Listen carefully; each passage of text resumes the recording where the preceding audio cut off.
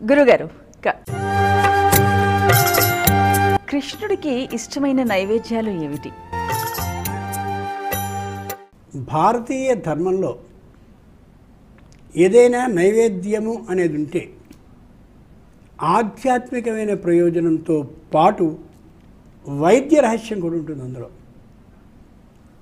వినాయకుడికి ఇష్టమైనటువంటి పదార్థం ఏది అంటే, వినాయకునికి తల్లి అయినటువంటి ఏ పరాత్పరి జగత్పరాత్పరి ఉందో ఆవిడ కేవలం ఉండ్రాళ్ళు మాత్రమే చేసి దీంతో సర్దుకోరా అందా? కాదు. మంచి వర్షకాలంలో వచ్చే పండగ కాబట్టి ఆవిరి మీద ఉడికినటువంటిదైతే అనారోగ్యాన్ని కలిగించదు ఉదరానికి అనే అభిప్రాయంతో మీరందరూ ఈ ఉండ్రాళ్ళని తింటే ఆరోగ్యం బాగుంటుందనే అభిప్రాయంతో చేయబడ్డ ఉండ్రాళ్ళు.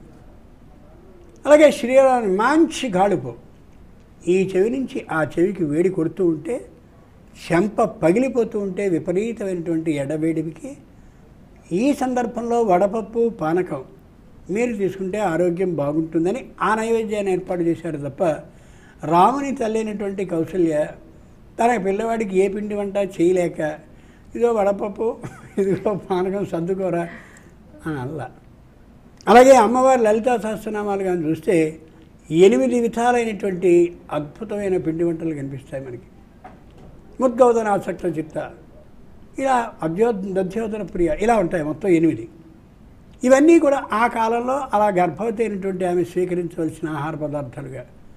అదేవిధంగా కృష్ణునికి కూడా శ్రావణం బాగా ఉన్నటువంటి, అంటే వర్షాలు దిమ్మరించే సందర్భంలో గొంతు బాధ కలగకుండా, కంటి నుంచి నీరు వచ్చేయకుండా, పేనస ప్రతిశాయాన్ని ముక్కంతా కారిపోతూ శివులు గళ్ళిపడిపోయి ఇవన్నీ లేకుండా ఉండడం కోసం ప్రత్యేకంగా కమ్మపొడి అని ఏర్పాటు చేస్తారు. అంటే వేడి కలిగించేందుకు చేసే పదార్థం దాన్ని చేస్తారు. కొందరు గజ్జికాయలు చేస్తారు. ఇలా ఒక్కొక్కళ్ళు ఒక్కొక్క ప్రాంతంలో ఉండేటటువంటి ముఖ్యమైన ఈ నైవేద్యాన్ని పెడితే చాలా గొప్పవాళ్ళు అని అనుకునే విధంగా కొన్ని చేస్తున్నారు. కానీ భారతీయ హైందవ ధర్మ విధానం ప్రకారం నైవేద్యాలు అనేవి ఆరోగ్యాన్ని పరిరక్షించేందుకు చేసేటటువంటివే తప్ప భగవంతుడికి ఇది ఇష్టము అని అనుకోనేకూడదు. ఇది నిజంగా పైకి ఆ విధంగా కనిపించే ప్రశ్న అయినా లో విశేషాన్ని మనం గమనించినప్పుడు ఓహో ఇదా అని అనుకుంటాం. అలా కాకుండా మనం కృష్ణుడికి వెన్నముద్దలే ఇష్టం అని చెప్తే అందరూ వెన్నముద్దలు మాత్రమే పెట్టేసి ఇంకేమీ పెట్టరు. అలా కాదు.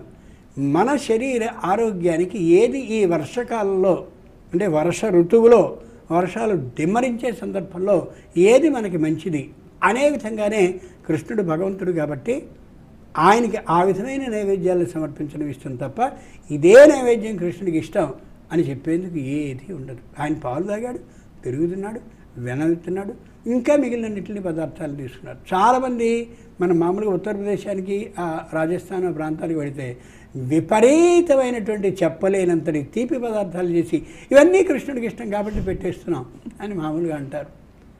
అవి మాత్రమే కాదు, ఆ కాలంలో అనారోగ్యం కలిగించకుండా ఉండేటటువంటి వాటిని పెట్టడం అనేది సరైన విధానం.